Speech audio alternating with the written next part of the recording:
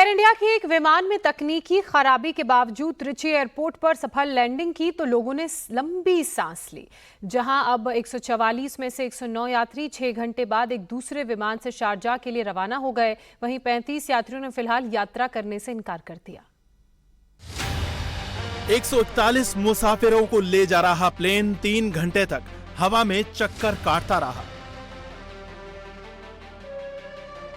ATC लगातार pilot को निर्देश दे रहा था और पायलट उसे फॉलो कर रहा था।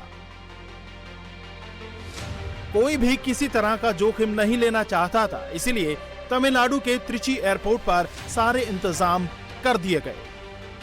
Fire brigade, ambulance, paramedic, rescue team सब कुछ एयरपोर्ट पर पहुंच चुका था। इन सब के बीच प्लेन आसमान में चक्कर लगाकर अपना ईंधन कम कर रहा था। इस सारी कवायद के बाद आखिरकार प्लेन की सफल लैंडिंग हो गई। तब लोगों की सांस में सांस आई।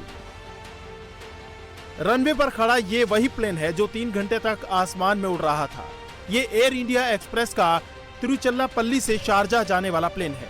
शुक्रवार की शाम 5:40 पर उड़ान भरते ही प्लेन का हाइड्रोलिक सिस्टम फेल हो गया।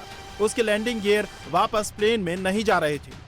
पायलट ने फौरन इसकी जानकारी ग्राउंड पर एटीसी को दी। फ्लाइट नंबर AXB613 में खराबी का पता चलते ही एयरपोर्ट पर इमरजेंसी घोषित कर दी गई और सुरक्षित लैंडिंग का प्लान बनाया गया। पायलट को विमान में मौजूद ईंधन को कम करने के लिए आसमान में चक्कर काटने को कहा गया। इसके बाद से ही प्लेन करीब 3 घंटे आसमान में चक्कर काटता रहा। आखिरकार रात 8:15 पर प्लेन की सुरक्षित लैंडिंग करा ली गई।